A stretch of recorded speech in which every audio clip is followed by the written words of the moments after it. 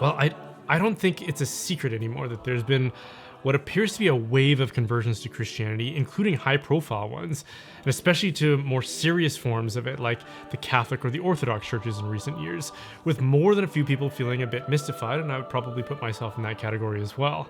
Like only 15 years ago, we were at the height of the new atheism movement, when I was a young convert to Catholicism and had to face a lot of ridicule and social isolation for having done so. And now it seems like converting to a rigorous form of Christianity is, if not mainstream, at least a kind of side stream. Not even 10 years ago, you'd hear people like Hirsi Ali, Joe Rogan, Russell Brand, lending their voices to a lot of the new atheism talking points and even ridiculing Christianity for how absurd they thought it was. Now those same people are openly admitting that they're either converting or right on the verge of doing so. And there was a graph circulating recently on social media that shows that the number of adult converts to the Catholic Church has surged ever since 2021, reaching numbers not seen since John Paul II was the Pope. In France, they reported record numbers of adult converts received at the Easter Vigil, with I think it was over 2,000 new members in just 2025. And we should want to know why that's happening, because obviously this is the fulfillment of the church's mission. We're supposed to be making disciples of all nations, and the kind of complacent non-response from so many sectors of the church for so long was really discouraging. As a young convert myself, I felt like that cartoon guy in the meme with the stick poking the lifeless artifact saying, "Come on, do something." And now, all of a sudden, things seem to be happening. So that raises the question, what's going on? Why are we seeing this wave of conversion and interest all of a sudden?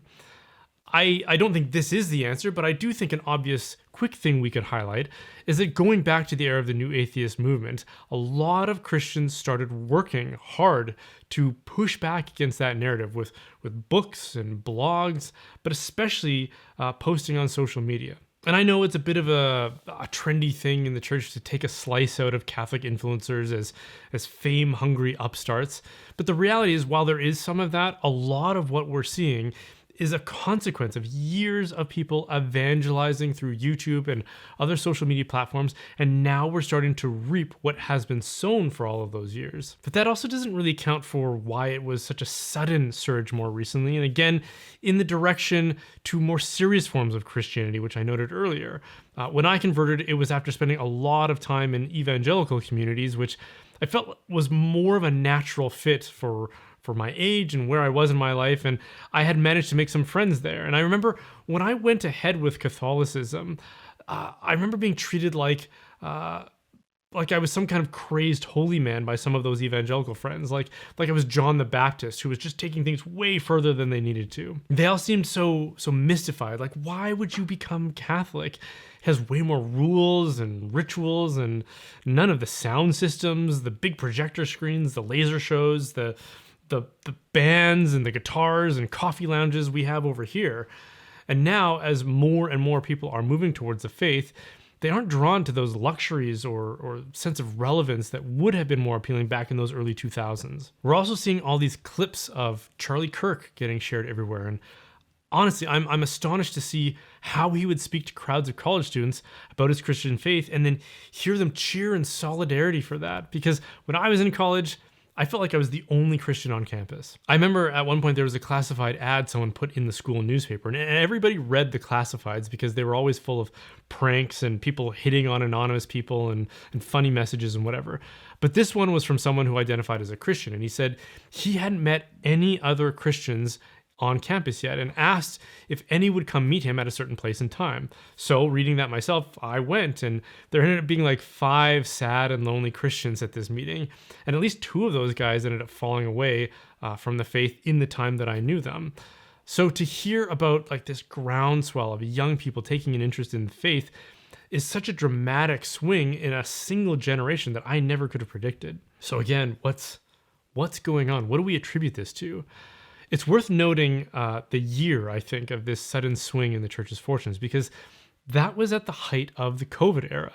And This century was already pushing a lot of people to despair, but COVID was the thing that broke a lot of people, and we're still dealing with the consequences of that. It's a big reason the homelessness and the drug abuse problems have been amplified in recent years.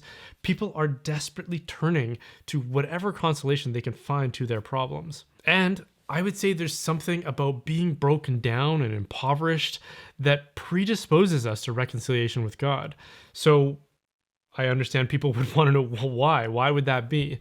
Joseph Pieper, who is a writer and philosopher that I like quite a bit. If you're not familiar with him, he's kind of like the German C.S. Lewis. And that I really mean that German in the sense of being very methodical, and he's much more scholastic than C.S. Lewis. He has none of the humor and charm that C.S. Lewis has, but he's a very good philosopher. So anyways, he wrote this book called Hope and History.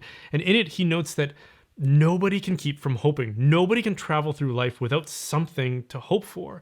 He then points out that unlike in English and German, in French, they actually have two words for what we consider the word hope. One of them translates more into something like a plural, like the word hopes. And the other simply means hope itself.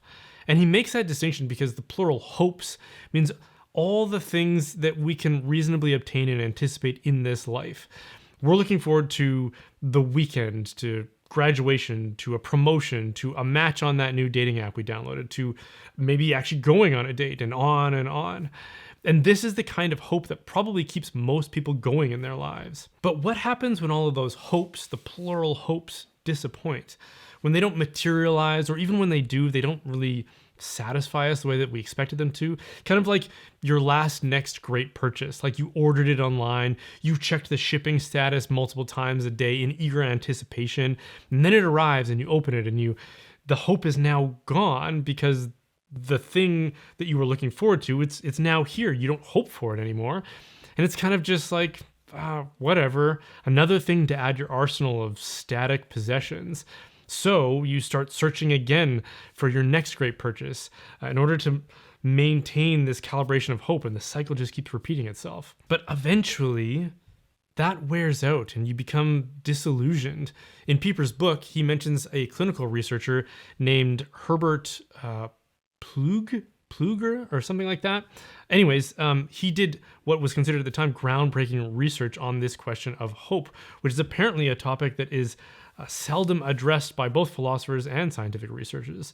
So anyways, he focused on this question by looking at people who were terminally ill or who have tried to take their own lives, because these people would seem to represent a hopeless state of life. And what he noticed was that people in this position, when they have nothing left to hope for in this world, they suddenly grasp onto a more fundamental hope that gives their lives meaning and purpose. And he noticed that this fundamental hope doesn't come from anything in this world, because how could it? They've lost the ability to anticipate anything offered from this world. Instead, it comes from something outside the world. It's nameless and shapeless. It's indefinite, but very real in how it's experienced as a source of meaning for those who have lost everything else. Which is also one more reason why medically sanctioned assisted suicide is so tragical, because it's usually promoted for people who are terminally ill, who, if they accept that offer, will end up avoiding this fundamental hope and instead give into a premature despair that says, well, if I can't have the quality of life and the many hopes on offer of the world, then there's just no point in carrying on. And so they end it before the true hope starts to bring meaning to them. So what does all of this tell us, especially about this wave of conversions? Well, Jesus said that he came to preach good news for the poor. Today, we take it for granted that the poor deserve to be considered. They deserve to have a voice. But prior to Christianity, accounting for the needs or wants of the poor would have been considered insane. Nobody would do that from a position of power. The poor were poor because they were lesser people. They were less intelligent, less capable, less useful, less healthy. Their poverty was seen as a defect of their value and a natural effect of who they were. The ancient world, after all, was like the age of heroes, or at least the age of honoring the heroes, of Caesar and Mark Antony, of Achilles and Hercules. Strength and power and wealth were honored and admired. Poverty was reviled. This is why when Jesus said that camels are more likely to pass through the eye of a needle than a rich person enter into the kingdom of God, the disciples were like, they were dismayed. They answered, well, in that case, who can possibly be saved? Because they took for granted that rich and powerful people were the best among us. If our very best can't enter into God's kingdom, then what hope do we have? What Jesus came to reveal was that we are all beggars before God. No amount of riches or power in this life impressed God enough for him to go, look at you, you're a millionaire. Get in here, you crazy guy. In reality, we're all destined for tragedy. No amount of shoring up wealth and power in this life amounts to anything in the end. In the end, it's all taken away from every single one of us, along with life itself. Everything we place our hopes in this life amounts to nothing in the end. So what good is it to have such hopes? Again, we are ultimately helpless beggars before God. The problem is, only some of us realize that we are beggars and are therefore willing to ask God for his generosity. And the materially poor are the ones who aren't too proud to do so because they're the most practiced at begging. The rich and the self-satisfied are the least likely to acknowledge their poverty before God because their everyday experience of being self-satisfied reinforces the deception that their material condition is something more than a fleeting temporal accident of the universe's oversight. But misfortune and suffering, that exposes us to the fact of our own poverty. And when we realize how impoverished we are, we can't help but turn to God for the only real hope, the one which all the other hopes are mere shadows of. This is why addicts are so inclined towards conversion, because their addictions have usually robbed them of everything else. They have a vivid experience of chasing the promises of this world, and they've been bitterly burned by it. And they've stood over the cliff of despair, and if they've found recovery, have been able to walk back painfully from that edge.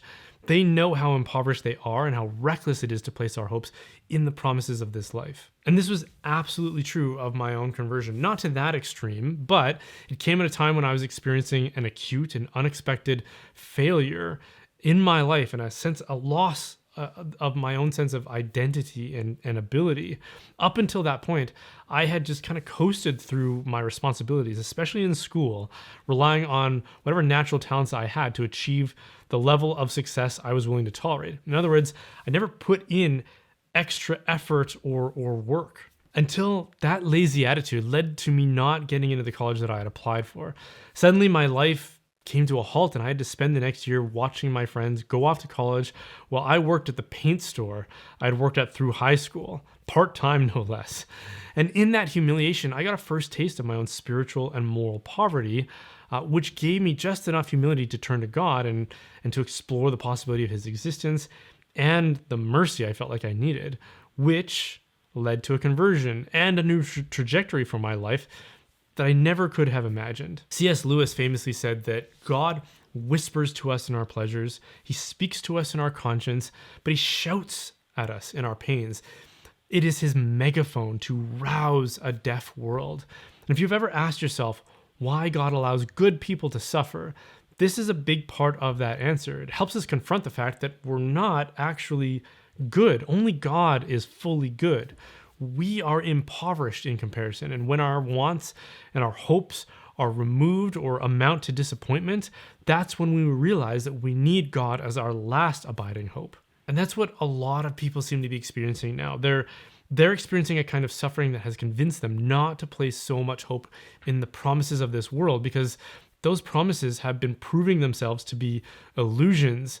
And instead, they're turning to the true and lasting hope in God, in a hope that doesn't come from this world, but from the outside and to the next. And that's also why it isn't a wave of conversions to prosperity gospel style evangelical Christianity, which is just another form of chasing hopes in this world while pretending to be a follower of Jesus. It's people turning to the rigorous, the kind of deny yourself and pick up your cross kind of Christianity. People are out there experiencing serious problems for which they want serious religion that isn't going to give them false hopes and banal platitudes, but real direction and real hope. That's what I was looking for after my conversion, and it's ultimately why I ended up choosing against the more, what I perceive to be superficial strands I detected in evangelical Christianity for the more serious apostolic Christianity I found in the Catholic Church. The kind that commemorates the lives of the saints and the martyrs, whose lives, if they were measured only by the experiences of this life, could only be described as tragic. But because their true hope, like ours should be, was in the next life, they're now honored as part of the church triumphant.